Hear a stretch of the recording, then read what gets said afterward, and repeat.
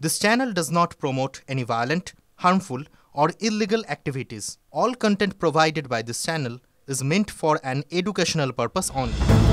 আবার ভয় দেখাচ্ছে বাংলাদেশ। মাস 6 আগে হাসিনা সরকারের পতন, তারপর থেকে দেশ জুড়ে রাজনৈতিক অস্থিরতা। হিন্দু নিধন থেকে আওয়ামী লীগ, এমনকি বঙ্গবন্ধুকেও মুছে দিতে হাজার পদক্ষেপ নিয়েছে সে দেশের তদারকি সরকার, এমনটাই মত ওয়াকিবহাল মহলের।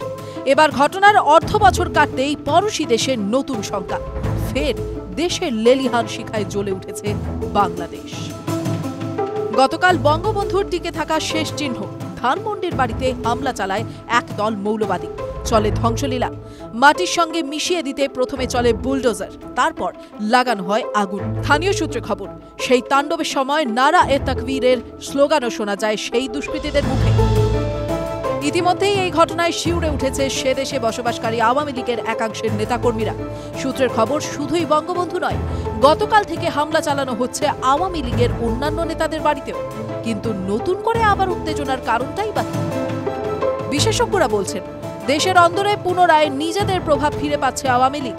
অন্দরে অন্দরেই দেশে বিদেশে থাকা সমর্থকদের সঙ্গে ভার্চুয়ালি বৈঠক চালাচ্ছেন হাসিনা। এমনকি এই মাসেই বাংলাদেশে দলের কয়েকটি কর্মসূচিও নাকি হওয়ার কথা ছিল। আর তার আগেই এমন কাণ্ড। আওয়ামী লীগের সমঝে চলা নীতিকে রুখে দিতে বঙ্গবন্ধুর শেষ চিহ্নকে মুছে দিল মৌলবাদীরা। এই প্রসঙ্গে TV9 বাংলার সামনে মুখ খুলেছেন খোদ আওয়ামী লীগের মূল ছাত্র সংগঠন ছাত্রলীগের সভাপতি সাদ্দাম হোসেন। তার দাবি, বাংলাদেশে একটি উগ্র মৌলবাদী সরকার তৈরি হয়েছে, যারা জনগণের কথা ভাবে না। আর ভাববেই বা কেন? তারা তো জনগণের রায়ে সেখানে গিয়ে বসেনি, বসেছে মৌলবাদী অভ্যুত্থানের মাধ্যমে।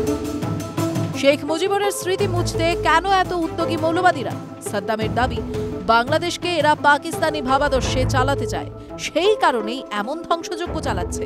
কারণ ওরা জানে, বঙ্গবন্ধুর স্মৃতি থাকলে বাংলাদেশের জনগণ কখনোই এই বিষয়গুলিকে মেনে নেবে না। TV9 Bangla digital.